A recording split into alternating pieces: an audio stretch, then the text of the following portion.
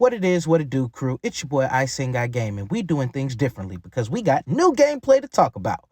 Content creators are finally dropping their hands-on playthroughs and reviews of Hogwarts Legacy. Before we get started, hit that like button, smash that subscribe button, and ring the bell to know when more content is here. We got a lot to break down, so let's jump into it. Call me Harry Potter, now your daughter. Put her in a spell. Let's talk about a couple of things that have been confirmed by content creators like Caboose, Retro Raconteur, Craze Gaming, and Jiraptor.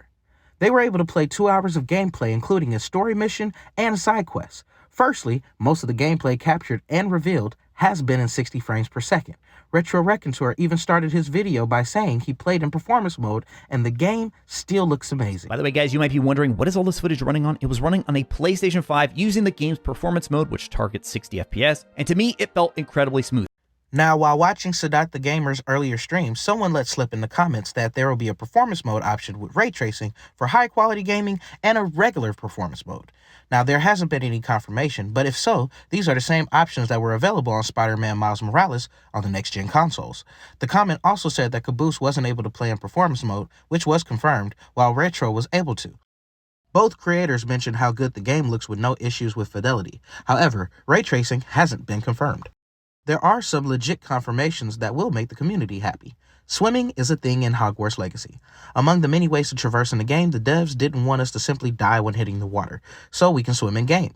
The broom can even be summoned in water. No confirmation if this is true with certain mounts or whether we'll be able to dive under, but this is a step in the right direction.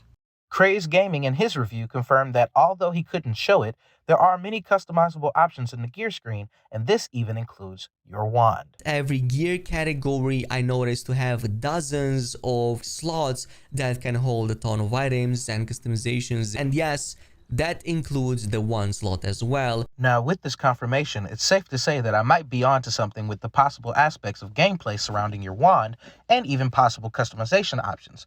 If you haven't seen the video that I'm talking about, check out my theory about custom wands in Hogwarts Legacy on my YouTube channel. Another confirmation based off of gameplay is the kind of mounts we can use for traversal. In my video reviewing the gameplay we've seen, I mentioned the idea of being able to ride other animals besides hippogriffs and thestrals. In this capture, we can see that a graphorn can also be used as a mount. The graphorn was recently confirmed by Hogwarts Legacy accounts and is shown on trailers. This is a confirmation of additional creatures to mount, but is not a confirmation as to whether these are the only rideable creatures in-game. While on the topic of traversal, it was a general consensus that the broom traversal feels good to the game. The use of the entire controller can help with this, but also the details from speed transfer when rising and diving, the details of the broom traveling closely over water, and the handling makes the broom riding furthest thing from clunky. This is another step in the right direction for gameplay. Other gameplay we could see in the capture were stealth takedowns and the threat detection system. Retro Raconteur even demonstrated what it's like to take someone down in front of someone even though you're invisible. His comments revealed that the disillusionment charm, which makes you invisible, is actually OP. We saw we can use the same revealing pulses present in games like Gotham Knights to find treasure chests and other explorable items. There's also a mission marker and a trail that leads you to certain main story objectives. Gameplay revealed how NPCs operate and populate this open world, and they even interact with one another and engage in conversations that are privy to gameplay. Content creator Jiraptor stopped for a moment and showed us the spell menu. This shows the slottable spells and charms and essential spells every wizard must accrue in-game.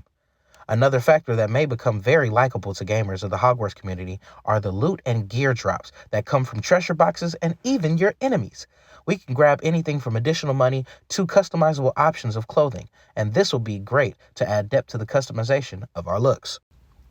According to all the first hands-on players, this game definitely lives up to the hype and has content for all types of gamers. Hogwarts Legacy has something for the Harry Potter fans, the completionist gamer, the casual gamer, the explorer, and even the twisted morality gamers who like to push the bounds of good and evil. Whoever you are, with all these confirmations and updates about the game features, this game is certainly a candidate for Game of the Year. Are you ready for Hogwarts Legacy? Have you purchased the game, and if so, which version and which platform? What feature are you most excited for? Let me know in the comments below, and I'll see you in the next video.